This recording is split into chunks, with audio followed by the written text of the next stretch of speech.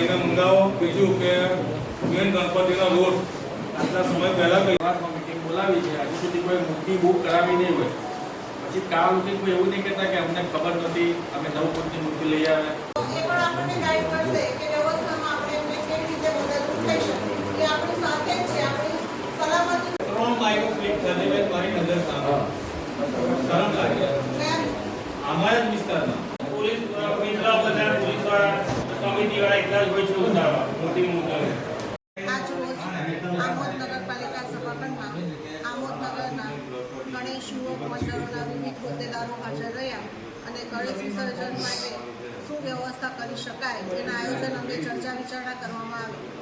આ વિસર્જન બાબતની ચર્ચા વિચારણામાં પોલીસ સ્ટેશનમાંથી મહેન્દ્રભાઈ પણ હાજર રહ્યા.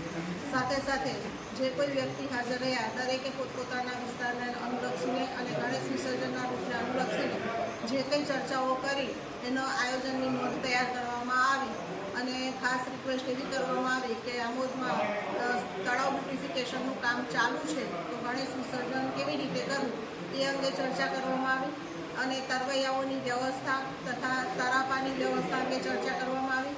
ખાસ કરીને જે મૂર્તિ લાવવાની હોય છે ગણેશજીની, તે માટીની મૂર્તિ લાવે એવો આગ્રહ રાખવામાં આવ્યો અને દરેક મંડળોને અનુરોધ પણ કરવામાં આવ્યો કે શક્ય હોય તો ઇકો ફ્રેન્ડલી એન્વાયરમેન્ટ ક્રિએટ થાય એવો પ્રયત્ન આપ સૌ તરફથી થાય એવી નગરપાલિકા તરફથી એક અનુરોધ કરવામાં આવ્યો અને જે કોઈ ઉપસ્થિત હતા એ બધાએ અનુરોધને સ્વીકાર્યો અને ત્યારબાદ જે કોઈ મૂર્તિ લાવવાની થાય છે એ 5 ફૂટથી વધુ મોટી મૂર્તિ ન લાવીએ એવો પણ અનુરોધ કરવામાં આવ્યો. ઘણો સમય બાકી છે અત્યારે ગણેશ વિસર્જનને, અત્યારે મિટિંગ બોલાવવાનું કારણ શું હતું?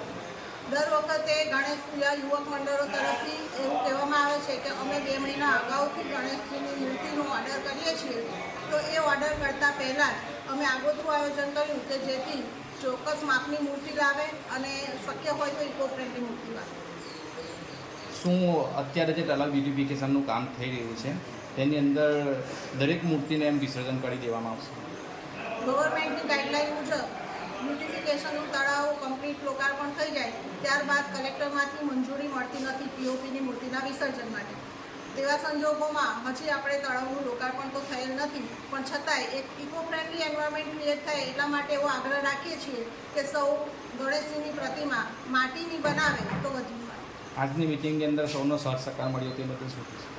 આજની મિટિંગમાં જે કોઈ ગણેશ યુવક મંડળો હાજર રહ્યા એ બધાએ ખૂબ ઉત્સાહપૂર્વક ભાગ લીધો અને એમની જે કંઈ જરૂરિયાતો હતી એ ખુલ્લા મને ચર્ચા કરી અને પાલિકાનું તંત્ર અથવા પોલીસ તંત્ર એ પણ એમને સહયોગરૂપ થયું અને દરેક સાથે મળી અને વિસર્જન શાંતિપૂર્ણ રીતે પૂર્ણ થાય, શાંતિપૂર્વક પૂર્ણ થાય એવા પ્રયત્નો કર્યા.